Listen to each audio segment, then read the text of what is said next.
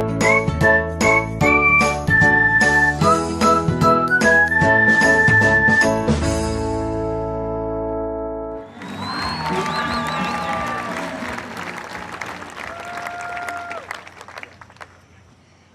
I begin, I want to send a special message to everyone who's been affected by Hurricane Laura. Our hearts are with you. The President will continue to support you every step of the way. And just like Americans always do, the nation will come together to help you rebuild your homes, businesses, and communities stronger and more resilient than ever before.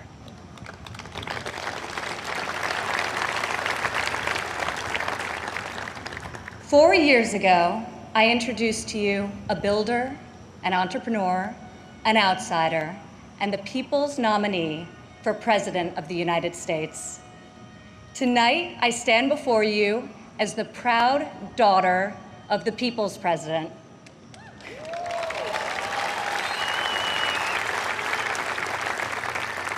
He is our commander-in-chief, champion of the American worker, defender of common sense, and our voice for the forgotten men and women of this country. He is our president and my father, Donald J. Trump.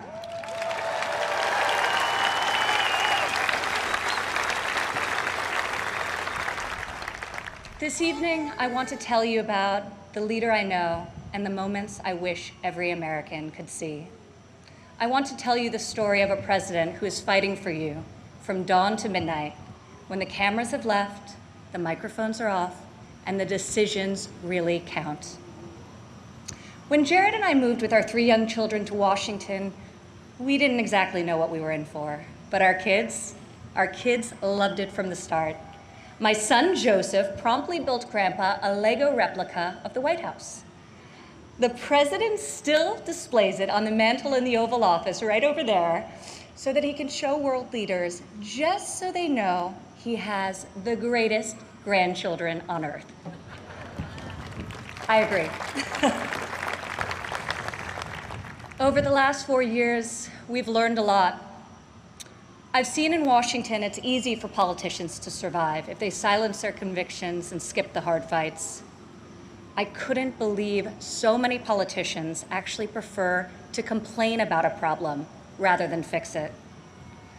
I was shocked to see people leave major challenges unsolved so they can blame the other side, campaign on the same issue in the next election.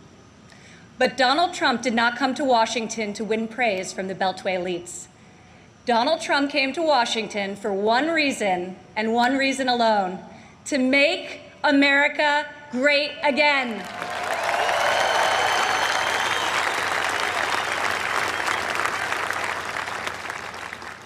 My father has strong convictions. He knows what he believes, and he says what he thinks. Whether you agree with him or not, you always know where he stands. I recognize that my dad's communication style is not to everyone's taste, and I know that his tweets can feel a bit unfiltered, but the results speak for themselves.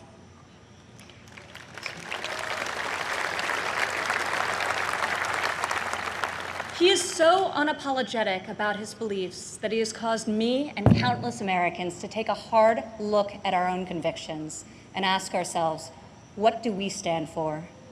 What kind of America do we want to leave for our children? I am more certain than ever before we want a future where our kids can believe in American greatness. We want a society where every child can live in a safe community and go to a great school of their choice. We want a culture where differences of opinion and debate are encouraged, not canceled, where law enforcement is respected, where our country's rich diversity is celebrated, and where people of all backgrounds, races, genders, and creeds have the chance to achieve their God-given potential. This is the future my father is working to build each and every day.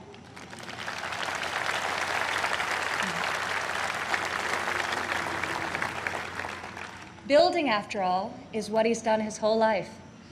He has admired and befriended construction workers on countless job sites. But it has been a new and profound experience for him and for me to see these stoic machinists and steelworkers come to him with a tear in their eye and thank him for being the only person willing to go to the mat for them, for their jobs, for their families, and for their futures. To the hardworking men and women across America and here tonight, you are the reason my father fights with all of his heart and all of his might. You are the reason he ran for president in the first place, and you are the reason he is going to keep fighting for 4 more years.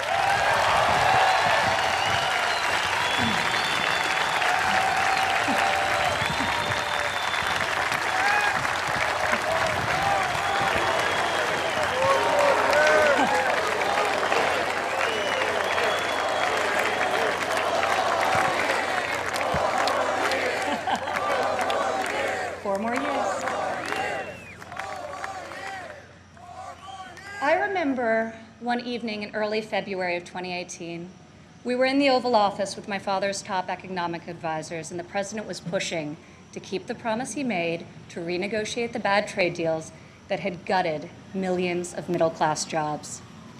Most of his advisors argued that the economy was so strong following our historic tax and regulatory cuts that it didn't make sense to risk rocking the boat.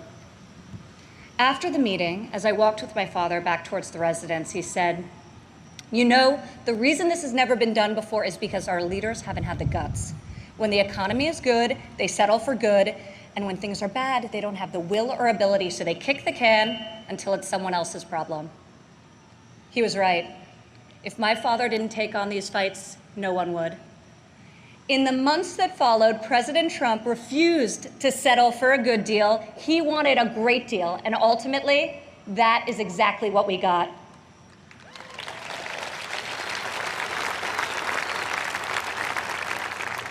I remember each time he was updated on the progress of the new trade deal with Mexico and Canada, he would say, "Don't let down those dairy farmers I met in Wisconsin. I don't want them to like this deal. I want them to love it."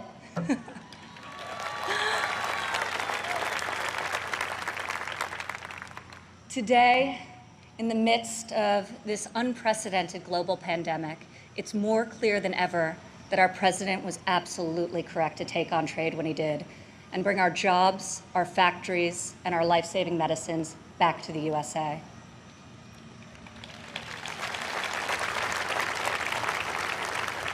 As our nation endures this grave trial, I pray for the families who are mourning the loss of a loved one, for those who are battling COVID-19, and for the first responders and the healthcare heroes who remain on the front line of this fight.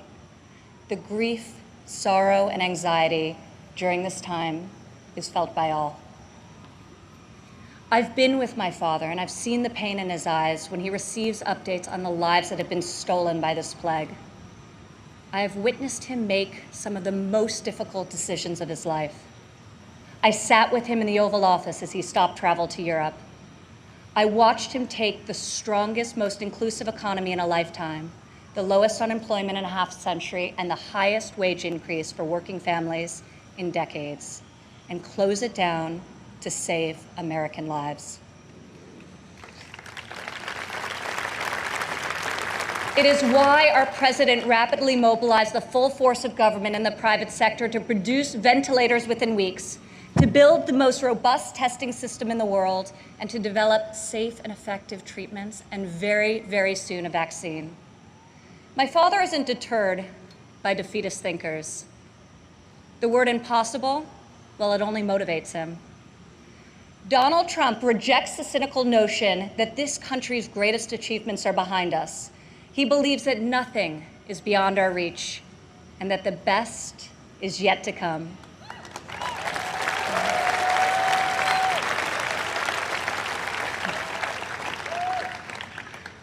I have seen all of my life how my dad believes in the potential of each individual. Earlier this evening, we were all inspired by the incredible testimony of Alice Johnson, a great-grandmother who was sentenced to life in prison for a first-time nonviolent drug offense. I was with my father when he decided to commute Alice's life sentence. Together we watched Alice leave prison after nearly 22 years. As she ran into the arms of her family and they celebrated a joyful reunion, my father got very quiet. I could see the emotion on his face. After a long silence, he looked at me and said, "Imagine how many people there are just like Alice." From that point on, he became a voice for those who had been unfairly silenced in our prison system. President Trump rectified the disparities of the 1994 Biden crime bill that disproportionately hurt African Americans. Against all odds, he brought together Republicans and Democrats and passed the most significant criminal justice reform of our generation, and we're just getting started.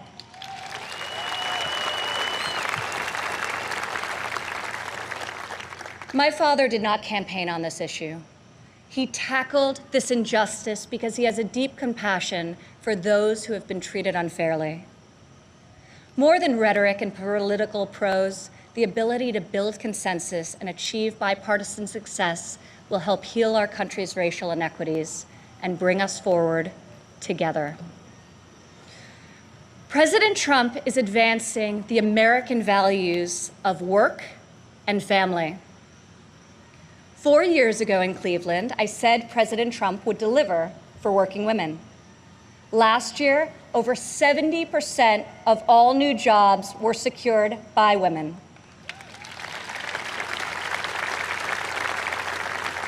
Four years ago, I told you my father would focus on making childcare affordable and accessible. In President Trump's first term, we secured the largest ever increase for childcare funding, giving more than 800,000 low-income families great childcare at a cost they can afford.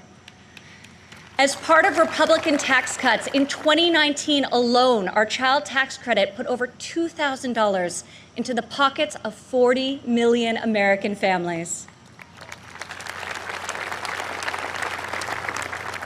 Democrat politicians recently introduced a plan to increase the child tax credit. Yet when I was fighting less than 3 years ago at the president's direction to get Congress to double the child tax credit, not a single Democrat voted to pass the law. We got it done anyway.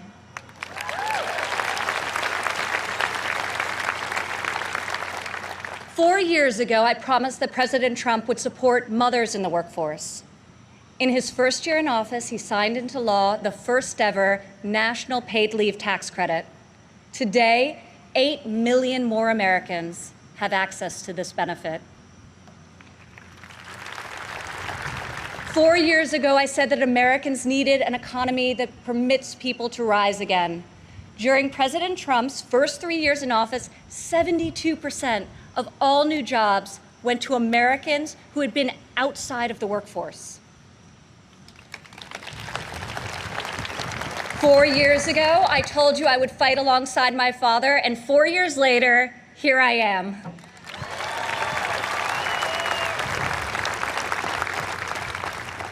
Many of the issues my father has championed are not historically Republican priorities. Yet where Washington chooses sides, our president chooses common sense. Where politicians choose party, our president chooses people.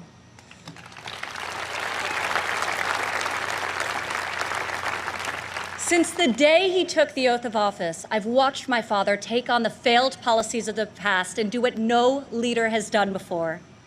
Recently, he took dramatic action to cut the cost of prescription drugs, despite fielding angry calls from the CEOs of nearly every major pharmaceutical company. Now, when we see attack ads paid for by Big Pharma, my dad smiles and says to me, "You know, we're doing something really right if they're hitting us so hard."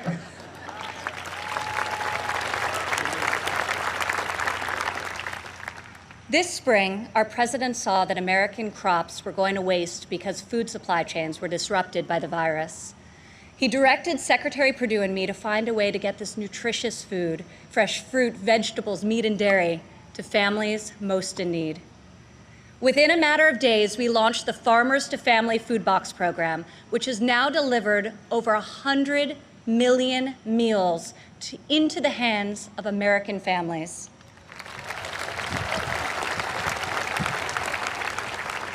To protect the most vulnerable among us, I've worked alongside the president as he signed into law 9 pieces of legislation to combat the evil of human trafficking.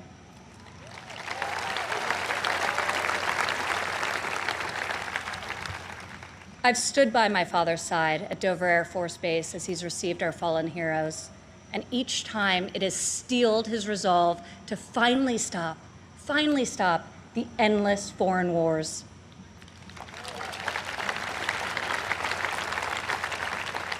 To change the paradigm in the Middle East, he took a fresh approach. I heard foreign leaders beg him not to move the American embassy to Jerusalem, yet he delivered on a promise also made and unfulfilled by past presidents because my father knew that it was the right thing to do. Defying all expectations, just weeks ago, he rewrote history again by making a peace agreement in the Middle East, the biggest breakthrough in a quarter century.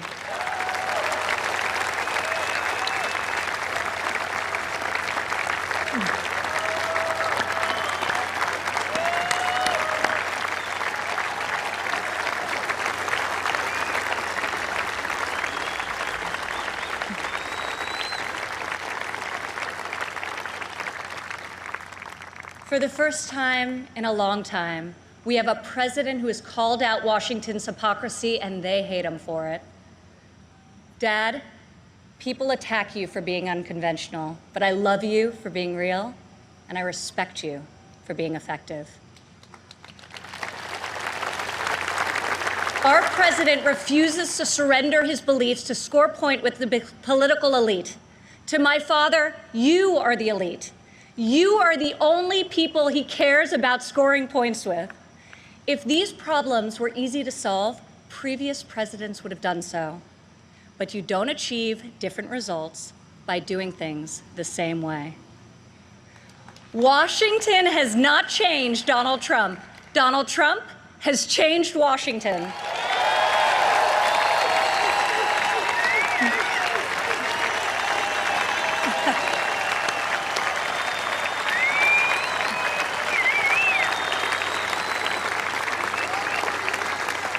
America doesn't need another empty vessel who will do whatever the media and the fringe of his party demands. Now more than ever, America needs 4 more years of a warrior in the White House.